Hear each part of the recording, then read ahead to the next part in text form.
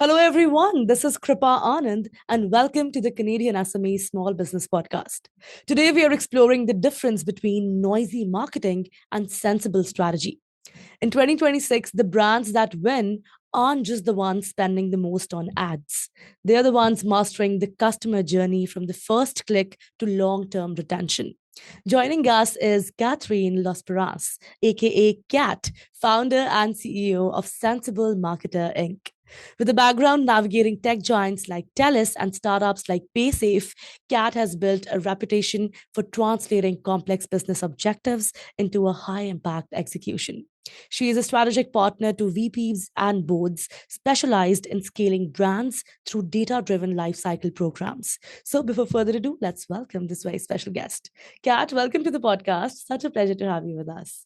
Thanks so much for having me. I'm looking forward to it. So am I. Now, Kat, every business owner is looking for that one magic marketing tactic that will solve all their, growth problems overnight. So let's start the conversation by understanding why is there no single best marketing tactic, and where do you think businesses should, begin the conversation? Yeah, I unfortunately am that buzzkill that comes in and says, sorry, there's not ever just one way. I think the hard part is people's buying decisions are complex, right? Mhm. Whether you're a consumer, whether you're a business. So having one tactic and executing that one tactic isn't going to get there because people have different decision processes. They forget in the middle of these things.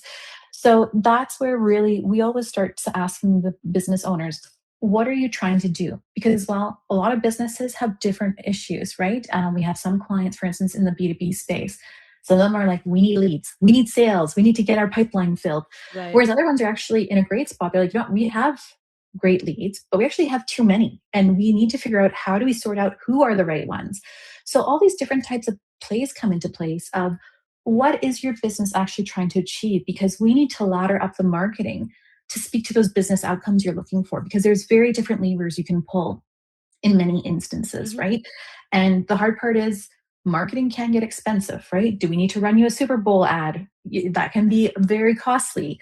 Or are there some other levers we can pull to try and perhaps fill your pipeline really quickly? Or do we need some long term plays to come in?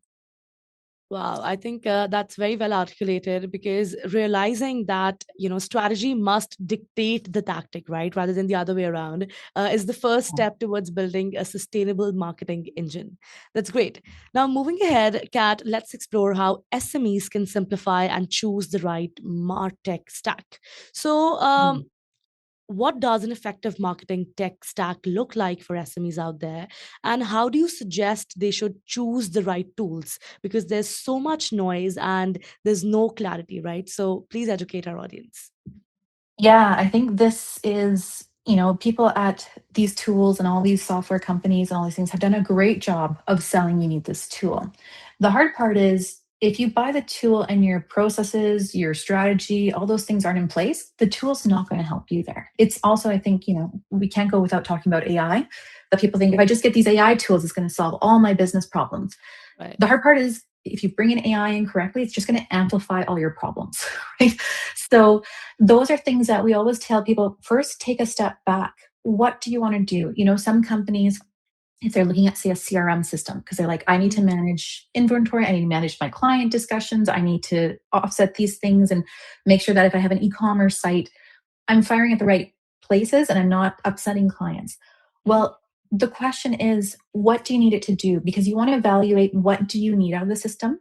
Do you have these processes in place? And if not, can you set up like a little bit of a trial of like, let's just Mhm. try a process like this, see if that works. And then perhaps bring in a tool that you try as a trial, but go slow. I think sometimes we choose multiple tools because we're like, I need this fixed, I need this fixed, I need this fixed. These tools are going to fix it for me. Mhm. But the problem is we don't spend the time to actually understand what the tool can do. We've been in many businesses where clients are like, we need to buy something to do this. And we're like, actually, your current tool can do that. You just adopted 10% of it and you Mhm. haven't had a chance to explore the rest of it. So rather than going and buying another tool, let's just see if there's features and things in place that can actually help you solve the problem. So I think those are always the questions of what are you trying to do first, and go small. Don't go a billion different ways. and test things out. Because if, for instance, you're moving from a company that has never had a CRM to having a CRM, you don't know what you don't know. So you Right. might want to try something that's a little bit of a lower risk, give it a go, and figure out what are my requirements? What do I need this tool to do for me in my business? So that when you actually go to pay for something, you know exactly what you're asking for. So that's kind of I where we tell people to start. Right. I completely agree with you, Kat, because specifically for a small business owner, they are usually tied with their budgets, right? That is a big barrier for them. Mhm. And they count every penny that is going out of their pocket, right? And rightfully so. Yeah, And in that, selecting tools based on specific business objectives, it ensures that you're building a scalable system rather than, just adding to your monthly software bill. So that, exactly. puts a lot of things in perspective. Great. Yeah. Now, let's look at how a life cycle first approach drives deeper customer growth. So, at this point, Kat, how can businesses use CRM to drive growth while keeping, a human connection?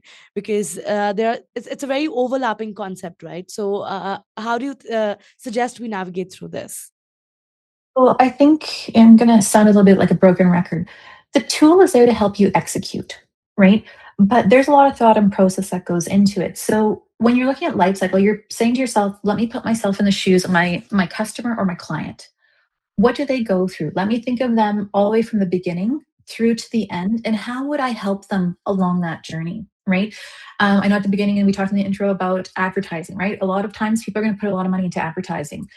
What are you doing when you get those people at your door? Because not everybody might be ready to buy. So, Right. do you have some nurture programs in there to walk them through along the process, to remove some of their fears? So, if you take it from that look of how am I going to look at how my person is making a decision, whether they're a buyer or whether they're a consumer, and map that to what you're doing as your communications, right? Make sure that you really put that thought ahead and then focus on that piece. And then when you're doing the communications, one of the things that we do talk a lot with small businesses about is, what is your brand? Just because you're sending out an email, it doesn't have to be robotic. It Mhm. doesn't have to, again, I know a lot of people are throwing into AI right now. So AI is always like, sounds like a mic drop every time it does writing. Is that Right. who your brand is, right? So we always talk to a lot of our small businesses about, what is your brand archetype? What is your personality, right? Hootsuite's a really great example of, like, they have a lot of feisty attitude in a lot of their emails, right? Of like making you feel guilty that you haven't logged in and done Right. these things. Yes. Versus if perhaps you're selling diapers and you're like a Pampers, you want to have that, every communication feels like a warm hug. So you're not going to be having that edgy attitude. You're going to have that, like, let's make sure that you feel prepared as a parent and that Mhm. we're going to take care of your child through all of our communications. So that's how you keep that human component in it, because the CRM is just executing and it's just automating that process so that you can have a bigger reach and you can make everyone feel like you are reaching out to them and you're connecting with them. And then down the road, you can go into some really fancy stuff of personalization, all those type of pieces, but just starting at the bare minimum there of, as a customer, what do they look for? What materials would help them? Mhm. Reassure them that this is the right buying process. And then you're going to have the growth because you're spending that money in advertising. You might be spending in other areas, but again, people have multiple touch points before they make a buying decision, right? So you want to continue to make that investment work for you by having multiple reach outs in different ways, whether it's email, perhaps SMS, perhaps a handwritten letter, right? All those things. You want to make Right. sure that it's timed to where they are. No, definitely. Thank you so much for that. And on that note, building on what you said, Kat, here's a special message for all of our listeners, specifically to all the founders watching. In 2026, chasing new leads is 5 times more expensive than keeping the ones that you already have. Kat's work Mhm. proves that sensible marketing isn't about being everywhere, it's about being relevant and at the right place at the right time. If you have a list of past clients and you aren't talking to them, you are leaving money on the table. Whether it's a win back campaign or a simple reminder, your CRM should be your most active salesperson. So don't wait for a slow month to start your life cycle program. Build it now so that your growth is predictable, not accidental. Check out Yeah. sensiblemarketer.ca to start mapping your journey. Coming back to you, Kat, mapping the customer journey, it allows you to deliver the right message at the right time, turning a cold database into a loyal community, right? So that's amazing. And also, you know, we talked about leaving money on the table, right? Even though majority of the listeners would be SMBs, we also have a large number of brands who are connected to us. So now, from their perspective, I'd love for you to touch on why should brands focus on reactivating past customers through win back campaigns? Because we're not just dealing any one single person; we're trying to reach an entire community, right? So to say. So go ahead. Absolutely. So with WinBack, it's a great strategy. Again, this is new client acquisition for a lot of businesses, and you want to see that growth because these people have left you. They have experienced your service or your product, but they haven't come back for some reason. So this is a really great group to go after for low hanging fruit because what we find is, if we look in the consumer realm, usually a first time customer, they are usually retained at a rate about 50% because they're not loyal to you yet. They're trying you, they're sampling you, all those things. So they might leave because they haven't built that loyalty. But for us to bring them back, there are different ways you can anchor them in that conversation. It is, as you had mentioned, it is actually cheaper to retain people or bring them back than acquire a new one because they're familiar with you. So having those, hey, we miss you, it was us, wasn't you type of messages going out and bringing them back to the brand and letting them know what has changed or what has been addressed. It's super helpful. And you do actually win customers back from that because sometimes it is just that outreach. Sometimes you don't know if they went somewhere else and they've actually not had a good experience anywhere else because the grass looks greener, but it actually wasn't. So it's a really great strategy to have that win back. And at the very least, too, if people haven't come back, ask them why. Go back and see, you know what? We notice you haven't shopped with us in a while. We notice that we haven't heard from you. We haven't seen you this year. What's happening in your life? Because people will be very happy to share information with you. And that might alert you to something that you didn't know. It might be something like, oh, this is easy for me to actually explain to them and remedy or put into my processes elsewhere, that you can keep those customers and you can win them back saying, we've addressed it. Why don't you give us another try? Here's a coupon to come back or anything, right? So it's a really great strategy because these people know your brand. And that is easier to win somebody back sometimes than trying to bring somebody in very cold that you have to educate them on who you are. Definitely. I think retention is always way easier if done the correct right way, right? Yeah. Amazing. Moving ahead, Katherine, I'd love for you to now talk about balancing big picture strategy with, agile execution. So, how do you balance long-term strategy with day-to-day marketing execution? Because there needs to be a balance between the mindsets that you have when you're working for both the things, right? So how do you switch? Yeah. Not easily, that's for sure. I think you have to dedicate some time to that long term planning Yeah. because you have to set that up. And sometimes, setting up your business with OKRs, objective key results, that you have some light planning so that at least if you're working in an agile fashion, you know what you're building to, you know what success looks like, you know what you're trying to get to. Because with agile, the idea is that failure isn't a bad thing. Failure is we tested something out and it didn't work. Let's move on to Mhm. what's next. And Yeah. let's not let it hold us back. So if you can try and dedicate, do I have 20% that I can dedicate to that long term and map it out and know that you're not going to get everything right, know that things are going to change, but then dedicate that 80% to say, we're going to work in an agile fashion. We're not going to get bogged down. We are going to Mhm. try things. But when we're working agile in an agile manner, are we still making sure we're setting things up to be properly measured, right? Especially if you're talking about churn or losing people and how do you win them back. The biggest fear is that you're discounting somebody who might have come back anyways, or you're eroding your own revenues because you're trying to discount too many people. So what we do typically is we'll do like control groups. So like, let's treat group A, let's not treat group B, let's see what happens. So when you're working in agile fashion, look at how are we testing and what are we going to test against to make sure that we know what success looks like.